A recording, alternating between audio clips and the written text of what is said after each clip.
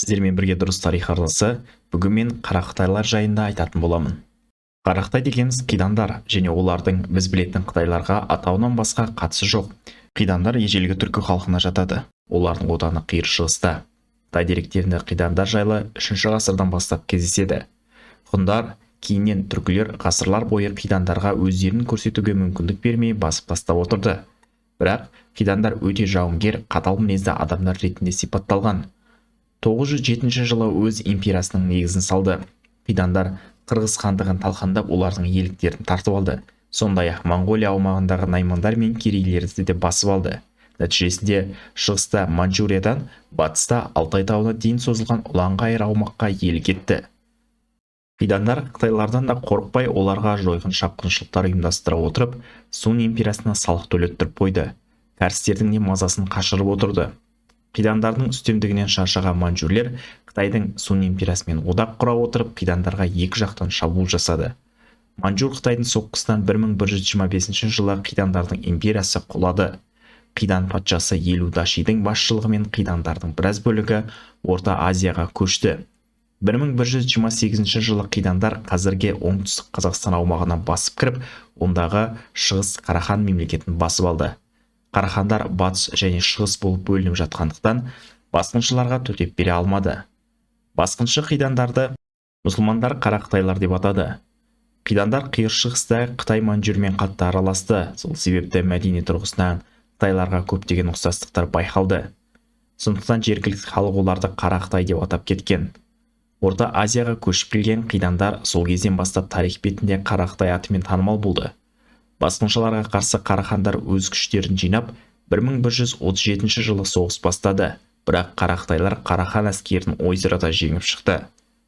Қарахандар Селжұқ сұлтанаттан әскери көмек сұрады. Селжұқтар көмекке келіп, біріккен Қарахан Селжұқ әскері Қарақытайларға жорыққа шықты. 1141 жылы Қатуан шайқасы орын алып, бұл жолы да Қарақытайлар Қарахандар мен Селжұқтарды ауыр жеңіліске ұшыратты. Қарақытайлар Қарахан мемлекетін басып алып, Жетісу мен Мәуереннахр аумақтарына өз үстемдігін орнатты. Қарақытайлар көшпенді болғандықтан оларда мемлекет басқару жүйесі әлсіз болатын. Сондықтан олар өздері басып алған Қарахан мемлекетінің қалыптасқан жүйесін толықтай күйретпей, бірқатар басқару тізгінін жергілікті халықтардың қолына қалдырды. Бодан халықтарға негізінен салық жүйесін енгізіп, соған қанағат етіп отырды.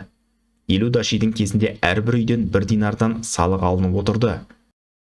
Қарақытайларда әйелдердің маңызы өте жоғары болды. Егер Гурхан, яғни олардың патшаларының титулы өлсе, және оның орнын басатын ер туыстары болмаса, балалары кішкентай болса, таққа әйелі не қызы отыруға құқылы болды. Тек әйел хан тұқымынан болу шарт болатын. Мысалы, Елу Даши өлгенде оның орнына әйелі Табуян таққа отырды. Кейін Елу Дашидің қызы Басуған да таққа келді. 12 ғасырдың екінші жартысынан бастап елдің жағдайы нашарлады. Әйел патша Табуян бодан халықтарға салық мөлшерін көбейтті. Қарақытайлардың бодан халықтарға озбырлығы артты. Кейбір шаруаларға шабуыл жасап ашық тонауға көшті. Бұл жағдайлардың бәрі халықтың наразылығын туғызды. Олар тәуелсіздікке ұмтылып, Қарақытай мемлекетінің бірлігіне нұқсан келтірді. Ішкі жағдайдың нашарлауы Қарақытай мемлекетін біртіндеп әлсірете берді. Яғни әйелдердің билікке келуі елді құрылымға кетіре бастады. Қарақытайлар әлсірей бастағанда түркмендердің Хорезм мемлекеті күшейе бастады. Хорезм шахы Текеш Қарақытайлармен бірлесіп Ауғанстан жақты билеп тұрған Гурит сұлтанатымен соғысты. Бірақ Текеш қайтыс болған соң оның орнына келген Мұхаммед Қарахандармен келісіп алып, керісінше Қарақытайларға қарсы жорыққа шықты. Гуриттермен Қарахан, Хорезммен әр тарапта соғысқан, оның үстіне бодан халықтар арасындағы ішкі тартыстар салдарынан Қарақытай мемлекеті қатты қажып әлсіреді. Сөйтіп Қарақытайлар жеңіліске ұшырады. 13 ғасырдың басында Қарақытайларға Шыңғыс ханнан қашып, Найман ханның күшілік келді. Қарақытай Гурханы оны жылы қарсы алып, өзінде паналатты және қызын беріп, өзінің тақ мұрагері етті. Көп ұзамай Хорезм Қарақытайларға шабуылдап, Бұхара мен Самарқан қалаларын тартып алды. Бұл соғыс кезінде Хорезм Қарақытайларға батыс тараптан шабуыл жасаған кезде күшілік көмекке келмегені былай тұрсын, өзі бүлік шығарып, шығыстан соққы беріп, Гурханның қазынасын тартып алып, Қарақытайлардың жеңілуіне негізгі себептердің бірі болды. Гурханмен соғыста күшілік жеңіліске ұшыраса да, билікті сақтап қалды. Көп ұзамай Гурхан қайтыс болғанда тақты күшілік өз қолына алды. Осы кезден бастап Қарақтай мемлекеті наймандардың қолына өтіп, күшлік Гурхан атанды. Ол жергілікті мұсылман халқына діни озбырлық жасап, оларды исламнан шығаруға тырысты. Бұл жағдай мұсылмандарды күшліктен теріс аударып, Қарақтай мемлекетіндегі ішкі жағдайды ушықтырды. Сонымен қатар, Шыңғыс ханның мүддесі бар Алмалық пен Қашқарға шабуыл жасады. Жауап ретінде Шыңғыс хан 1218 жылы Жебе бастаған 20 000 әскерді аттандырды.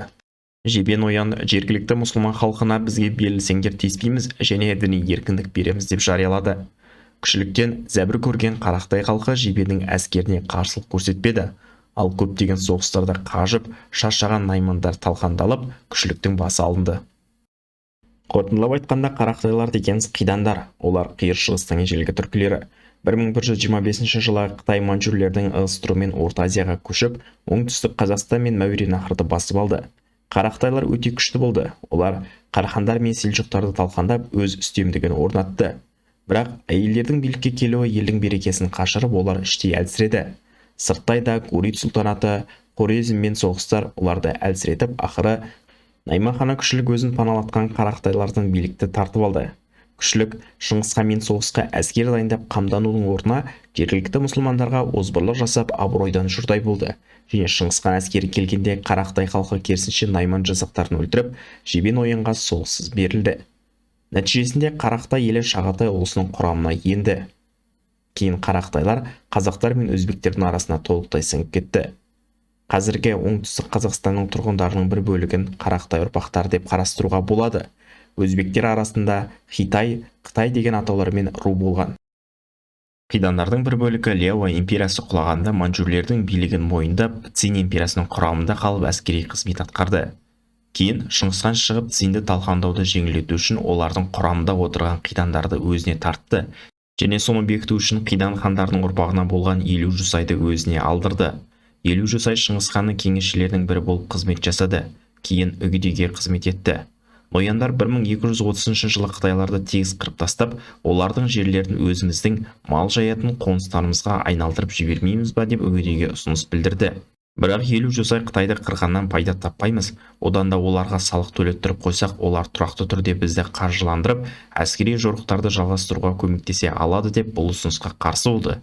Үгедей Елу Жүсайдың ұсынысын дұрыс көрді.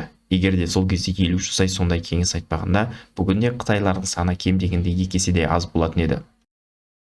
Достар, басқа да маңызды тарихи мәліметтерді менің видеосындағы телеграм каналыма өтіп көре аласыздар.